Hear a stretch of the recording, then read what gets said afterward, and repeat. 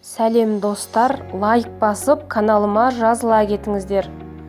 Бүгін мен сіздермен бірге бисквитті рулеттің рецебімен бөлісетін боламын. Бұл рулетті дайындау үшін барлық ингредиенттер бөлме температурасында болуы қажет. Ең алдымен 4 жұмыртқаны ыдысқа жарып аламыз.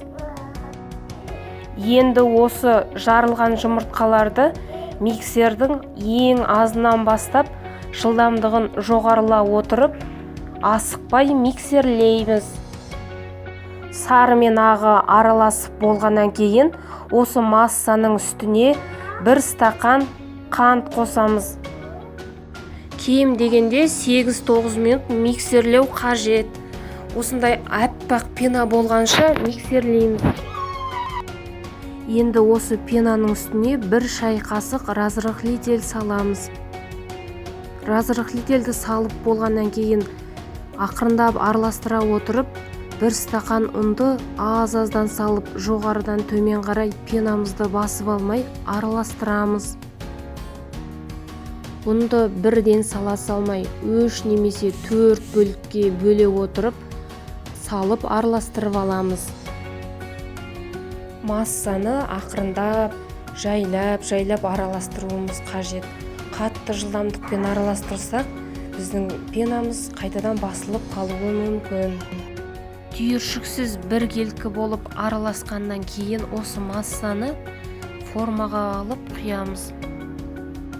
Поклан деген пергамент қағазы өте сапалы, оған жабыспай піседі.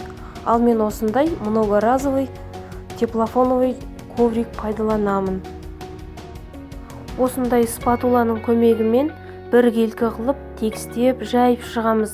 Егерде спатула болмаса, пышақтың көмегімен немесе қасықпен де тегістеуге болады. Алдын ала 180 градуста қызып тұрған пеште 9 минуттай пісіріп аламыз. Осындай воздушный бисквит шығады. Бұл бисквитті ыстықтан шығара салып, бірден влажный орамалға салып, формасына келтіру үшін орап суытуға қоямыз. 10 минуттай суытып, әбден суыған бисквитті орамалдан аламыз. Бисквитті пештен шығарған соң бірден формасына келтіріп орамаса, бисквитіміз кеуіп, сынып кетуі мүмкін. Енді арасына біркелкі қылып крем жағамыз. Менде крем-чиз. Жалпы бұл бисквитке крем-чиз, немесе заварной крем, немесе кәдімгідей сгущенка мен сливочный маслодан жасалған крем де жарай береді. Кремді тегістеп жағып болған соң, бисквитті рулет формасына келтіріп ораймыз.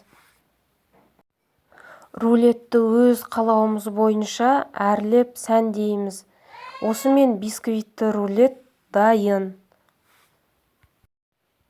Лайк басып, подписать етіп, комментария қалдырамыз.